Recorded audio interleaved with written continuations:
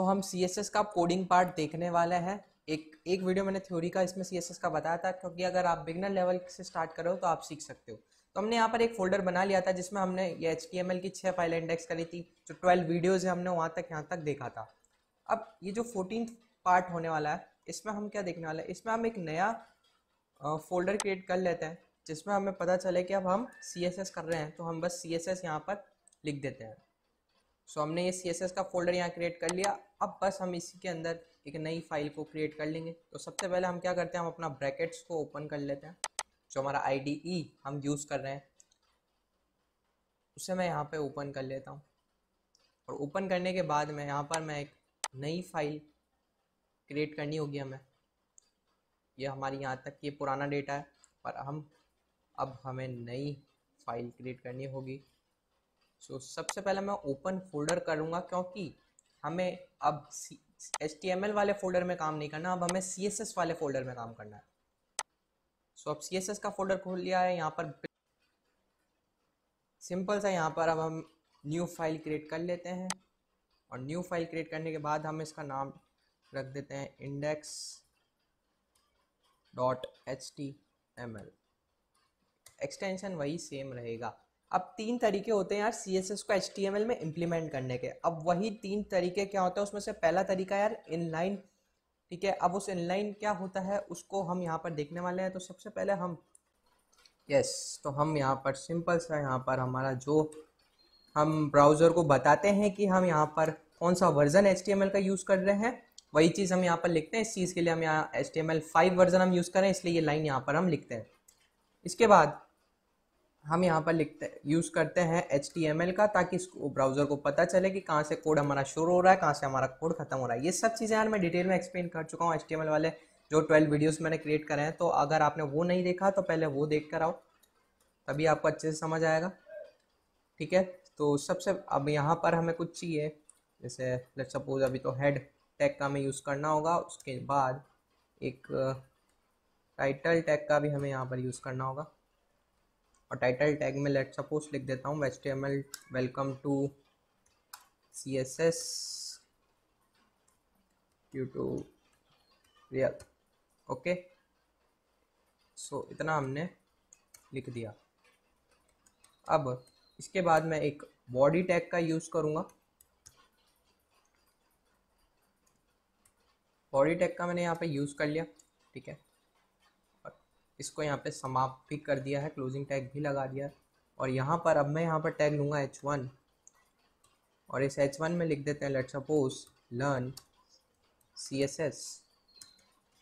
और एक और हम यहाँ से फटाफट से H2 ले लेते हैं और इस पर लिख देते हैं let's suppose I love CSS।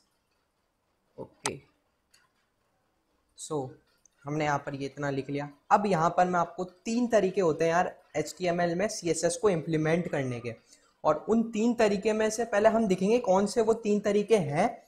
उसमें से हम कौन सा एक सबसे बढ़िया तरीका हम एक चूज करेंगे, और फिर हम उसी पे ही CSS उसी तरीके से हम CSS को इम्प्लीमेंट करेंगे। तो कौन कौन से 3 तरीके वो हैं वो पहले हम डिस्कस कर लेते हैं, यहाँ पर देख लेते हैं। तो सबसे पहला तरीका है यार इनलाइन, ठीक है, इनलाइन। अब उसी इनलाइन में कैसे क्या चीज़ होती है वो हम यहाँ पर देखने वाले हैं।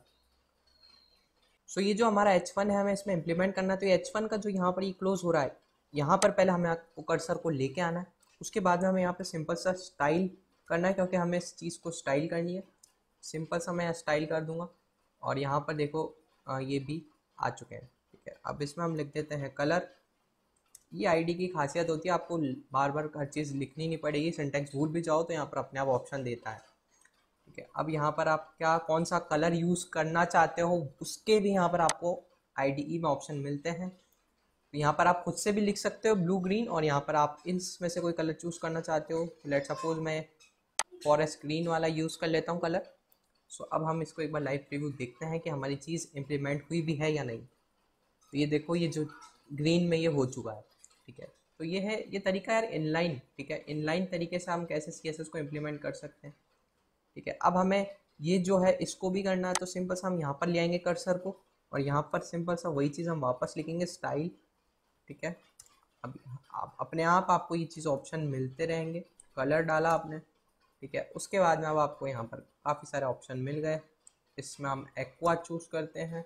सो मैं यहाँ पर आपको लाइव प्रीव्यू दिखा देता हूँ कि अब ये हमारा कुछ चेंजेस हुए, बिल्कुल हाँ ये ब्लू हो चुका है। अब मेरे को यहाँ पर कुछ बॉर्डर में कुछ इसमें चेंजेस करने हैं, तो मैं वो भी चीज़ यहाँ से कर सकता हूँ। ये जो फॉरेस्ट ग्रीन हमने यहाँ लिया है, हमें कर्सर को यहाँ लाना है और मुझे थोड़े से और इसमें स्टाइलिंग करनी है, ठीक है। तो मैं यहाँ पे बॉर्डर का यूज़ करूँगा।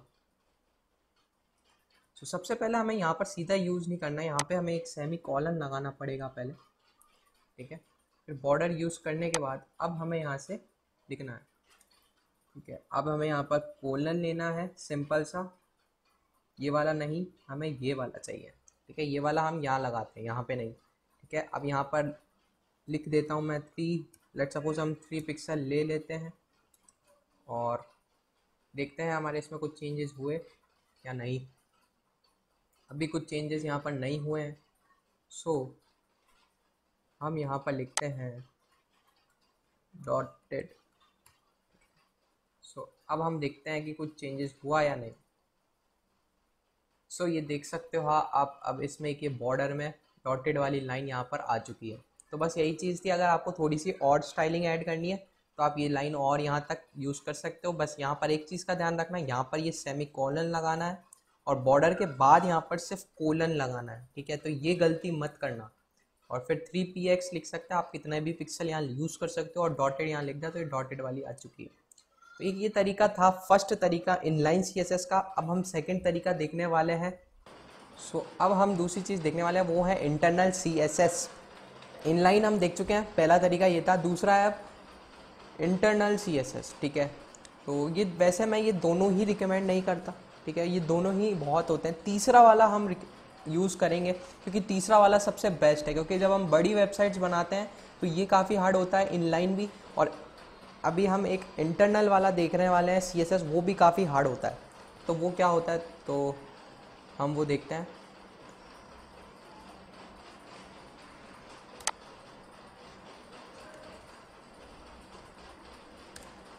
सो हम यहाँ पर इस हेड में लिखते हैं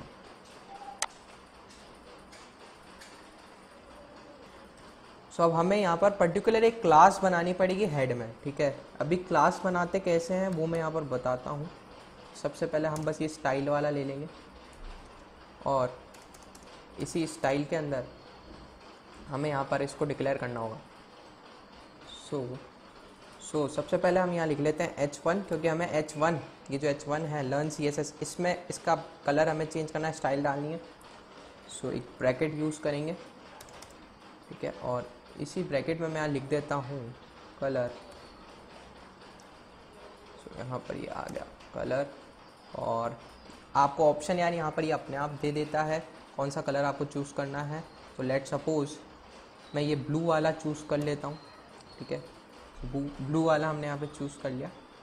उसके बाद में यहाँ पर मैं H2 ले लेता हूँ, क्योंकि H2 को भी अब हमें करना है। हम इस लर्न CSS वाले को कर चुके हैं, मैं एक बार आपको पहले लाइव प्रीव्यू करके दिखा देता हूँ, ठीक है। तो ये यहाँ पर ब्लू हो चुका है, ठीक है, ये ब्लू हो चुका है। तो ये तरीका है एक इंटरनल CSS का इम्प्लीमेंट करने के लिए। ऐसे आप क्लासेस क्रिएट करके स्टाइल टैग का यूज़ करके H1 H2 में कर सकते हो। अब H2 का भी हमें, ये जो H2 है आई लव CSS, इसका भी हमें चेंज करना है, तो हम वो भी यहाँ से कर सकते हैं।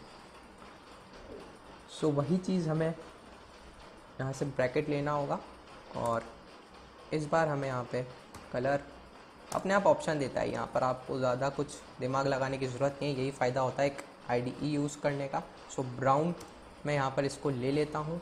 लाइव प्रीव्यू हम देख लेते हैं एक बार कि वो चीज़ हमारे में इम्प्लीमेंट हुई नहीं हुई। तो ये यहाँ पर ब्राउन हो चुका है, यहाँ पर ब्लू हो चुका है। तो अब हम दो तरीके यहाँ पर सीख चुके हैं, और वो दो तरीके थे, पहला था इनलाइन CSS और अब था इंटरनल CSS, ठीक है। तो हम दो चीज़ें देख चुके हैं, पर ये दोनों ही चीज़ें मैं रिकमेंड नहीं करता, और काफ़ी सारे डेवलपर्स भी इसको रिकमेंड नहीं करते हैं। क्योंकि बड़ी बड़ी जब हम वेबसाइट बनाते हैं या कोई हम पर्टिकुलर जॉब करते हैं या फ्रीलांसिंग करते हैं, तो उसमें यार इतना सब कुछ करने में हमें बहुत एक टाइम कंज्यूमिंग प्रोसेस है ये। तो अब हम तीसरा तरीका देखने वाले हैं, वो CSS को इम्प्लीमेंट करने का। पहला देख लिया, दूसरा देख लिया, तो तीसरा तरीका सबसे इफेक्टिव है, एफिशिएंट है। तो हम तीसरा तरीका आप देखते हैं। सो हम तीसरा तरीका आप देखने वाले हैं। तो उसके लिए हमने यहाँ पर ये जो चेंजेस किए थे, हम इसे यहाँ से हटा देते हैं।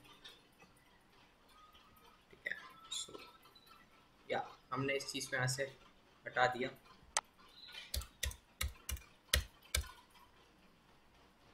ओके, तो अब तीसरे तरीके में क्या करना होगा, फर्स्ट है इनलाइन, दूसरा था यहाँ पर इंटरनल, और तीसरा है यहाँ पे एक्सटर्नल। तो सबसे बेस्ट जो तरीका होता है वो होता है ये तीसरा एक्सटर्नल, सारे डेवलपर्स यही यूज़ करते हैं।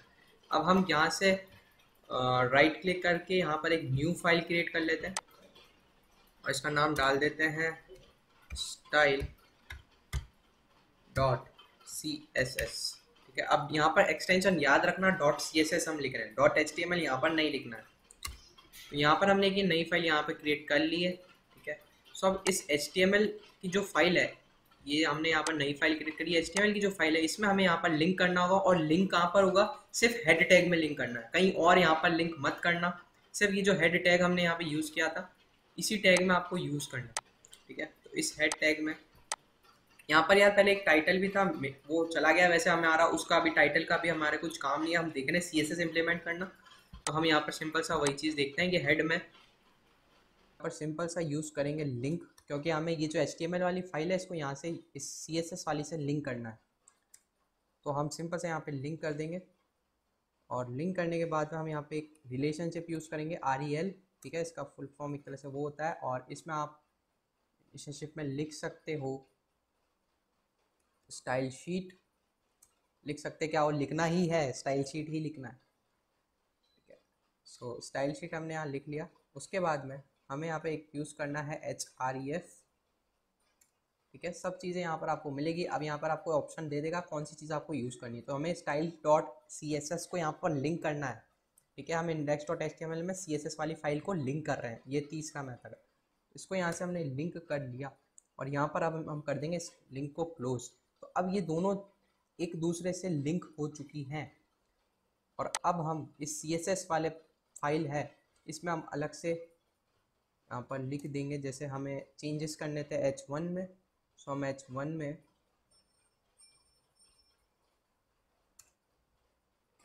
में हम यहाँ पे कलर चेंज करना चाहते हैं, और लेट सपोज इस कलर में मैं यहाँ पर लेता हूँ इस बार ये ब्लू वॉयलेट। ठीक है, ब्लू वॉयलेट मैं यहाँ पर चूज़ करता हूँ। ऐसे ही मैं यहाँ पर H2 का यूज़ करता हूँ, और इसमें मैं कलर में यूज़ करूँगा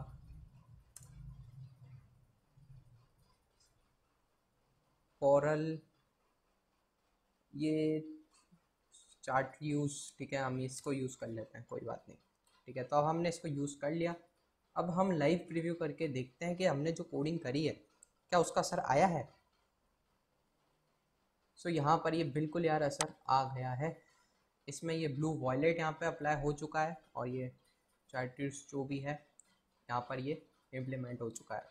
हम मान लो तो मैं ये कलर नहीं चाहिए, कोई दूसरा कलर चाहिए। ठीक है, तो मैं पसंद नहीं आया, कोई बात नहीं। सो कलर, और हम यहाँ से इसे लेट्स सपोज क्रिम्सन ले लेते हैं। चलो ठीक है, क्रिम्सन ले लिया हमने। अब हम लाइव प्रीव्यू करके देखते हैं कि हमारा चेंजेस हुए क्या या नहीं। देखो चेंजेस यहाँ पर हो चुके हैं।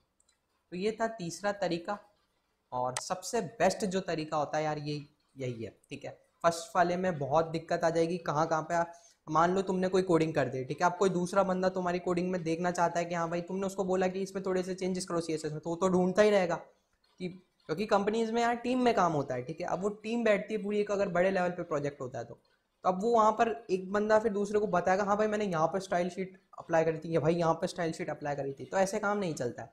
तो सबसे बेस्ट ये तरीका रहता है ताकि कभी कोई और भी देखे तो उसको पता चल जाए भाई HTML की फाइल यहाँ है, और जो ये CSS मैंने इंप्लीमेंट किया है ये यहाँ पे। और ये सेम चीज़ यार आपके लिए भी होती है। मान लो 6-7 महीने बाद आप इस प्रोजेक्ट पे वापस काम करोगे तो आप ढूंढते थोड़ी रहोगे कि CSS मैंने कहाँ पे बीच में इंप्लीमेंट कर दिया। तो सबसे बेस्ट तरीका ये रहेगा एक्सटर्नल CSS का ही हम यूज़ करें, ताकि हमें पता चल जाए कि हमने HTML कहाँ पर यूज़ करा है और CSS हमने कहाँ पे यूज़ करी है। तो सबसे बेस्ट तरीका यही है, और मैं यही रिकमेंड करूँगा आप इसे ही यूज़ करें। तो तब तक के लिए चलते हैं। होप सो आपको तीनों में डिफरेंस समझ आया होगा। तीनों मैंने यहाँ पर स्टेप बाय स्टेप प्रैक्टिकल के साथ इम्प्लीमेंट करके बताया कि आप इनलाइन इंटरनल और एक्सटर्नल कैसे अप्लाई कर सकते हो। सबसे बेस्ट एक्सटर्नल है और मैं हाईली रिकमेंड करता हूँ कि आपको एक्सटर्नल ही CSS यूज़ करना है। तब तक के लिए बाय बाय।